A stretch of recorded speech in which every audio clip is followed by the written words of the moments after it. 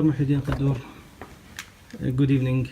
It's a pleasure to have you here tonight with us on Adiga TV for this exclusive interview with your kind self. My pleasure. Thank you very much. Dr. Mohy, would you please introduce yourself to our audience? Yes, I am Adiga Cherkess. I was born in the Muhajirin district of Amman. I spent my youth there, and I went to my first school, Asbaliya school. At about age 8, my father thought I should go to a boarding school to teach me some discipline. And I went to the Friends Boys School in Ramallah and graduated from there. And then after that, I went to America for my university, college and university graduate studies. The way I went to Hollywood is an interesting story, actually, because I was working at the time in advertising. One of the biggest advertising agencies in New York, J. Walter Thompson. I was doing there advertising films and documentaries. While at J. Walter Thompson, 1969, I wrote my very first novel. It was called The Skyjack Affair. And it was published by a small publishing company in New York, not a big one, called the Williams Press. Maybe they printed 10,000 or 15,000 copies, which is nothing in America. Mm-hmm. But strangely enough, one day I received a call from Mr. Ziegler from Los Angeles, asking me if I had an agent to represent me. And I said, no, I don't have an agent. This is my first work. He closed the line. Next day, he called me again and said, okay, you don't have an agent. We are interested to make your novel into a film. We would like to discuss buying the rights to your film, to your story, to your novel. Could you come to Los Angeles? I said, of course, just send me the ticket. And in 2 days, they sent me the ticket. TWA called me, and I flew to Los Angeles. I was met there, I would say, like a VIP. You know, I think the idea was to impress me. I mean, I was met at the airport by a limousine. In my imagination, it was like 20 meters long. It had about 4 or 5 doors. And the driver, Sam, said, please. And I didn't know which door to sit in. So I went and sat next to him, the driver. He took me to Fox. At the gate, there was a beautiful woman who met me. And again, she introduced me to the studios. She took me around to show me the studio. And I was really impressed because I saw Ava Gardner reading a script in the, walking around. I saw Bob Mitchum, Robert Mitchum, with a cup of coffee walking around. Gary Cooper, big names. And I was really impressed. Then the girl took me to the administration building to meet the people responsible. I thought, since they were buying my book, I thought I would meet the head of the studio. At that time, there were 2 heads, Richard Zanuck and David Brown. I didn't meet these 2.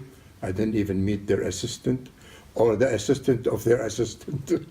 I met an old woman sitting in a cubicle, small cubicle in a big hall full of cubicles.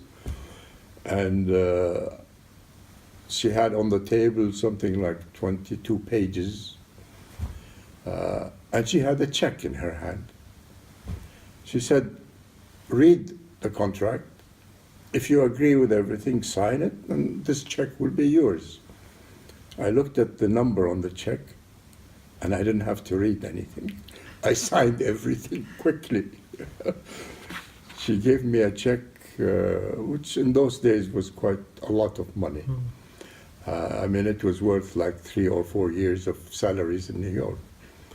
So I immediately sent resignation from my company, and I said, I'm staying in Los Angeles, rented a flat.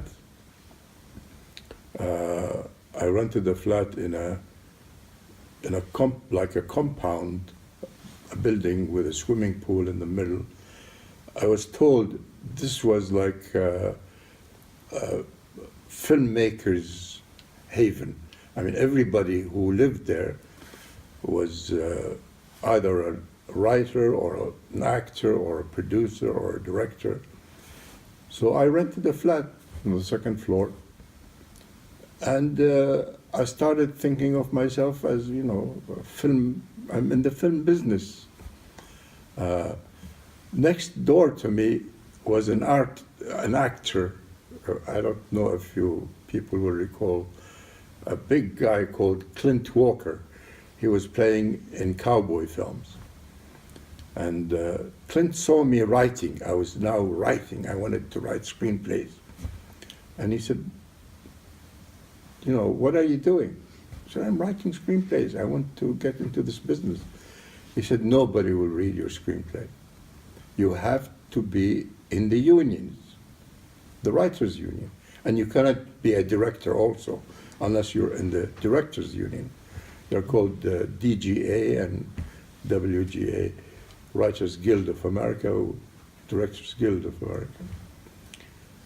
So I said, okay, well, I went to the unions, and they didn't give me any time at all.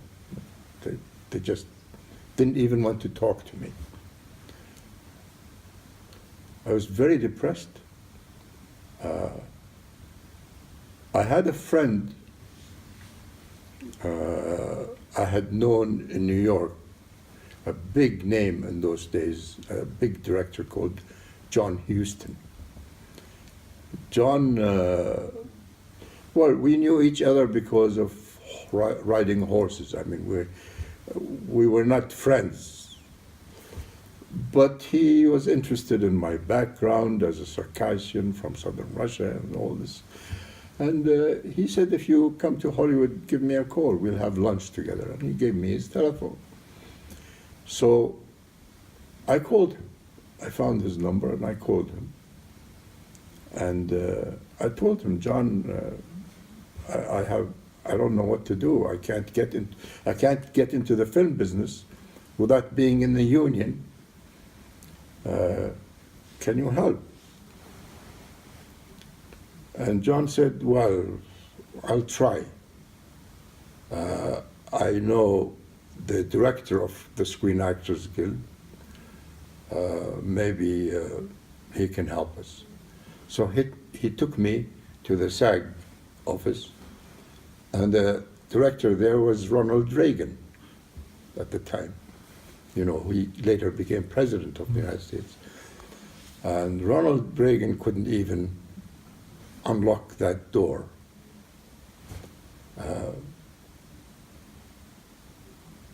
So I was stuck. John was planning to make a big film. The title of it was Night of the Iguana, with a big, huge actors.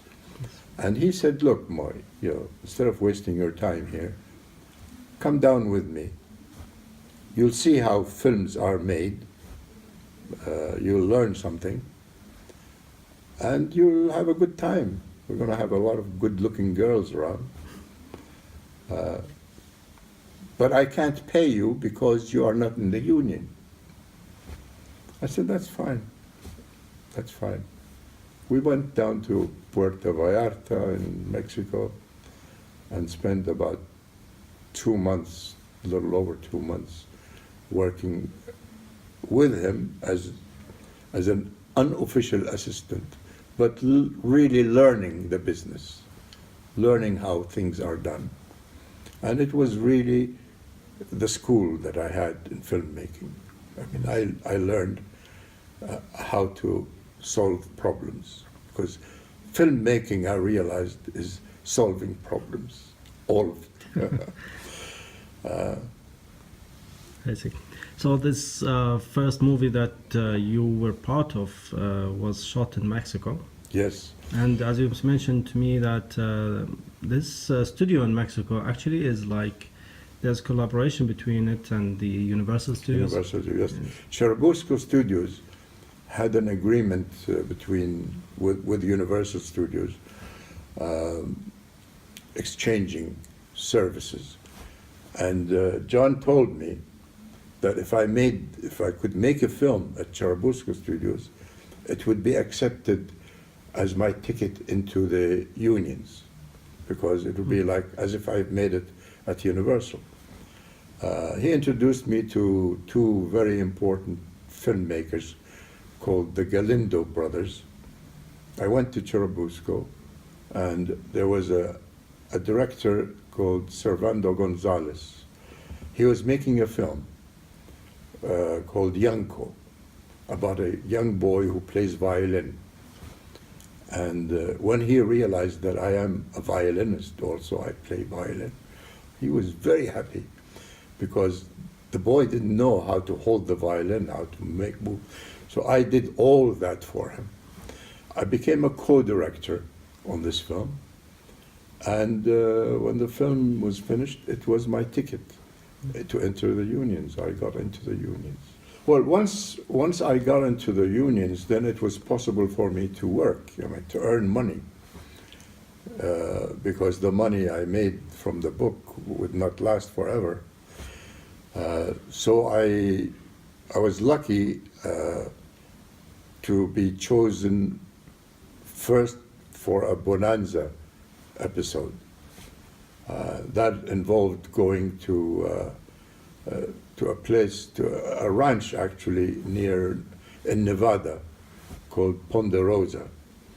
And we went there, and I did the first 3 or 4 episodes of Bonanza there. And that got me into the circle of being a TV director. And later on, I did some Mannix series. And after that, I set up my own company, production company, Sintel Productions. And we did a film called The Spectre of Edgar Allan Poe. It was about Edgar Allan Poe's life. The film, surprisingly, made a lot of money, because it became a popular film in the drive-in theaters in America. Every year they would repeat this film. And I think the film also came to Jordan, traveled throughout the Middle East, because I know a friend of mine from Lebanon called me once, Jojo Shamshoum, his name, he's in the film business. He said, "I saw your film in Beirut." It was quite, well, I don't know if I could call it an achievement, but it was a breakthrough for me. And in 1974, I left Hollywood.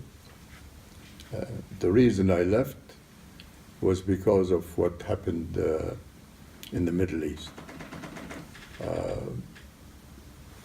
I think you recall Henry Kissinger going to Saudi Arabia and the price of oil quadrupling from something like $4 or $5 a barrel to $18 a barrel. The Saudis had a lot of money, and they started building infrastructures, hospitals, roads, everything. And I had a friend in Washington called Dr. Patrick.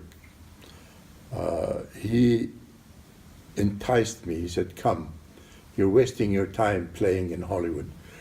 Come, let's make a company and go to Saudi Arabia and do some business, serious business." So I went to Washington. We set up a company called HIDCO, Health International Development Corporation. And we specialized in supplying healthcare equipment to the Saudi Ministry of Health, to the hospitals. That's how I left Hollywood. So after that, after 1974, when was your coming back to the movie industry? I think before coming back to the film business, I really went very seriously into writing novels. In the 1990s, I began. It became an obsession with me. I used to average one novel a year, and I remember in some years I even wrote 2 novels. It was like an obsession. That's all I did, is writing novels. And my novels took off. They sold very well in all the English language world, you know, Yes. UK, America, Canada, and Australia. Yes. And later on, some of them were translated into Spanish, Arabic, French, and German. So I became known as an author, as a writer. Beautiful. So a part of your work as an author, you focused on the Circassian legacy and the Circassian culture and literature mainly. Would you like to tell us about this part? Yes, I thought, in fact, I was looking at my list last night, and I discovered that I have written 20 novels, all about the Caucasus, Circassian and other nationalities. My first novel, which was the Kafka's trilogy, it was 3 books, was published in England, and then published in America, and then published in Russia. And in Russia it became a bestseller. Of course, it was sold very well in Nalchik in the Caucasus, but I was surprised, really surprised, that the Russians liked it also. They read, I mean, the sales were enormous to me. For me, it was big sales. And that decided me to continue writing. There's a story behind my writing. There's a story. When I finished my PhD in Claremont University, one of my teachers, one of my examiners, was a famous author, famous writer, James Michener. He had written huge novels, and he liked the dissertation, what I wrote, and it was about Muridism, Muridiyya, you know, the Shamil story, Sheikh Shamil story in Dagestan and Chechnya. And he said, Mohy, he said, this will probably be published as a documentary book, but where will it go? It will go to the libraries and maybe to some bookstores, but it'll stay collecting dust on the rough. The only people who will read it are people who are interested in that subject to research. It becomes a research reference. Why don't you write it as a novel? If you write it as a novel, thousands will buy it, you know, maybe millions. And at that time, I was not convinced, because it was very prestigious to have a documentary book, you know, a book that was a document. But when I started wanting to write about the Caucasus, the history of the Chechen and the Circassians and the Russian-Caucasian wars, I remembered what Michener told me, and I changed it to a novel, historical novel, and he was absolutely right. He was absolutely right. It was a big success. Beautiful. After that, it was just a question of finding themes, interesting themes to write about. The success in novel writing has also produced to us one of the recent events that happened in Turkey.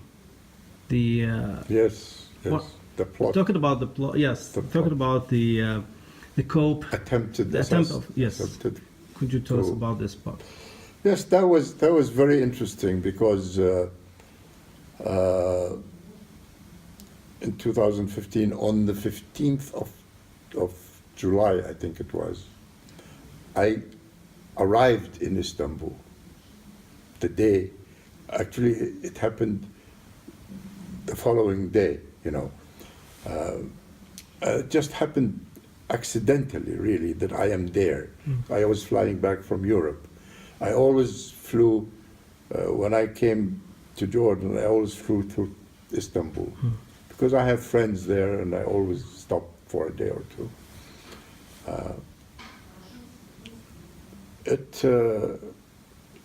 It was quite an experience because on that night, the day I arrived in Istanbul, I went to my flat. I have a small flat there.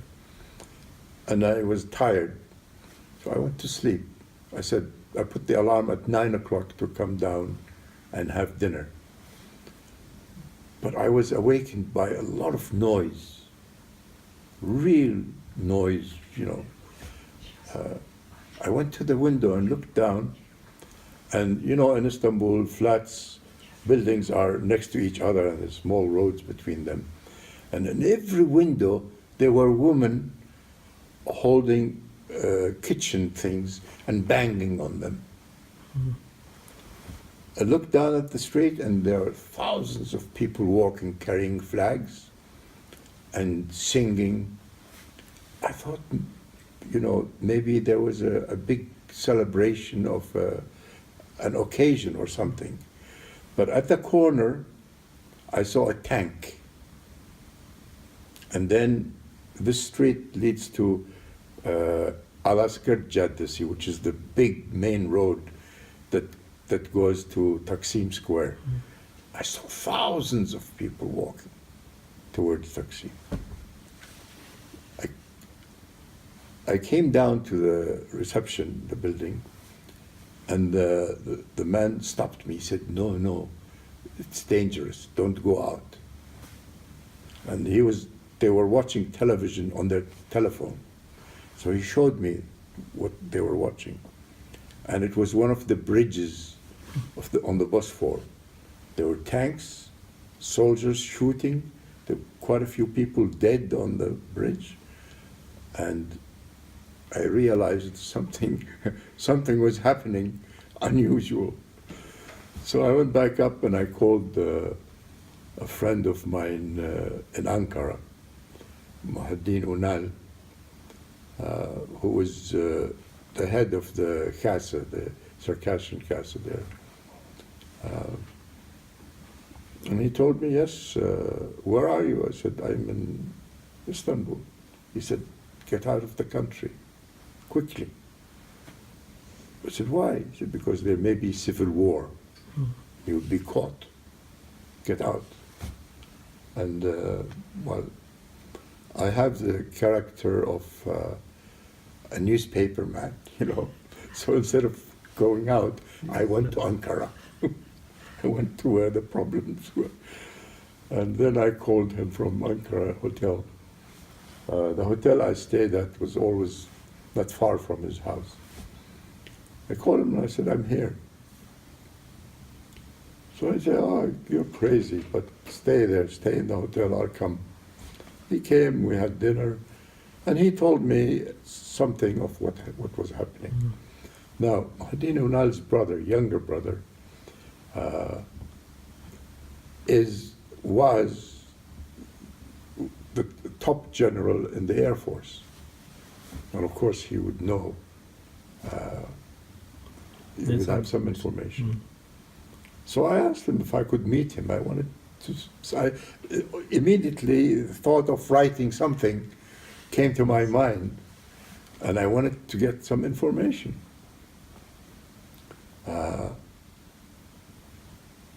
2 days later, I think, he called me and said, come.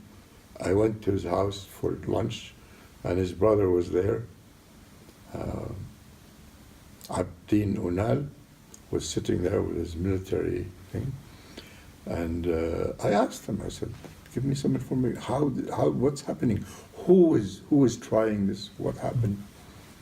And actually, Abdin Unal, the night of the coup, he was imprisoned. He was taken out of a wedding. And then in the morning, when the coup failed, he came out. He gave me some information. I wanted to meet the head of the MEAD. MEAD is like mukhabarat, intelligence. I knew his name, Hakan Fidan.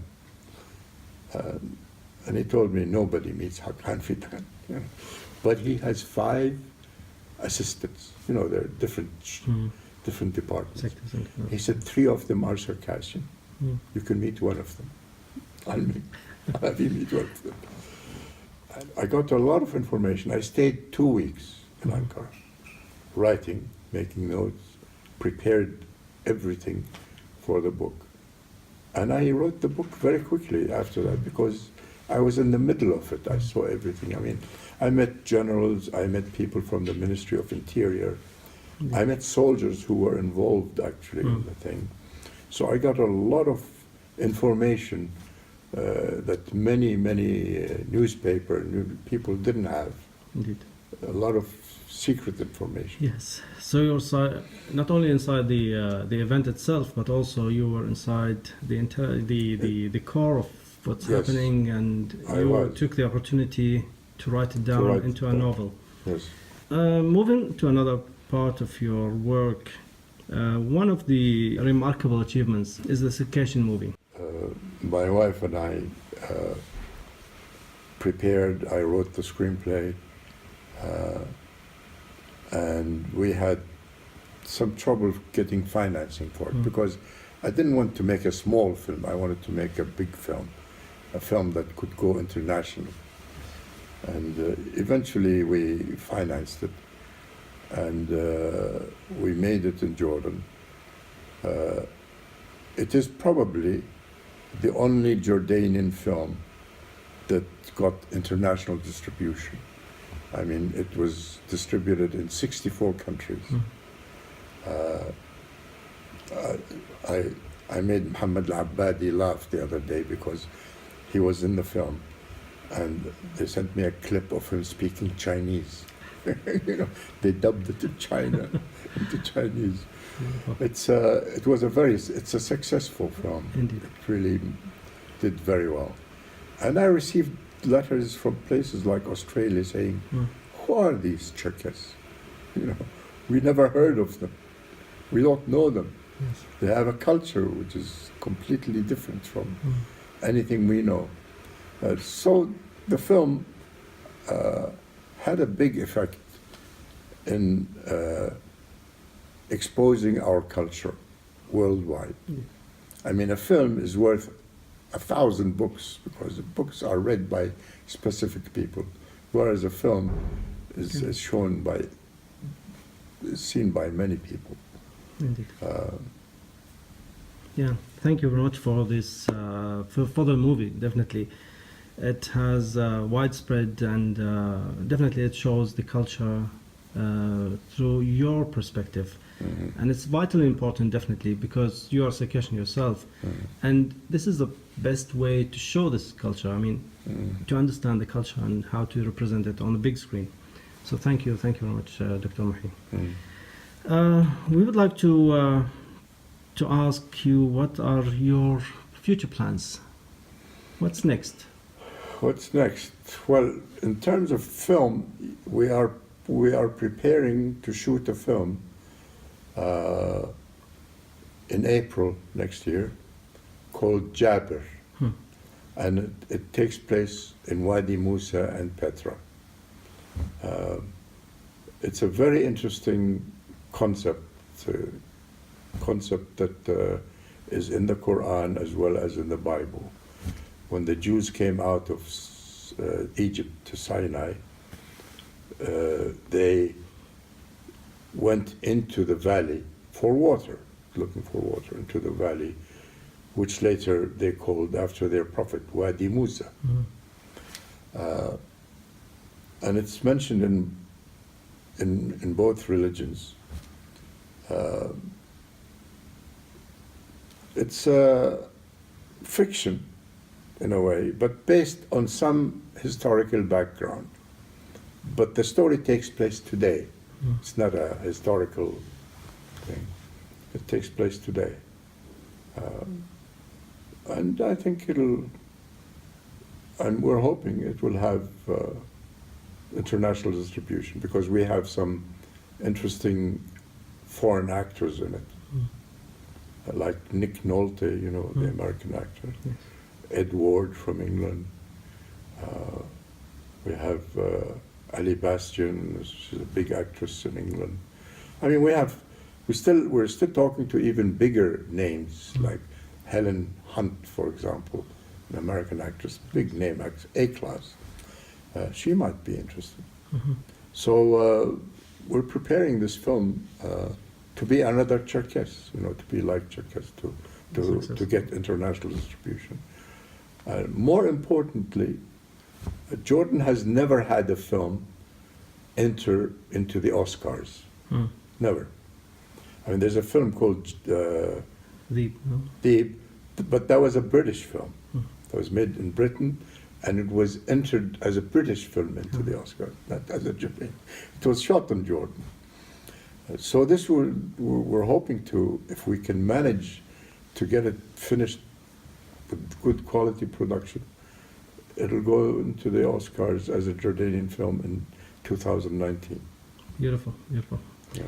We wish you all the success, and definitely we'll be waiting for that with Inshallah. eagerness. Thank you very much. Thank you very much.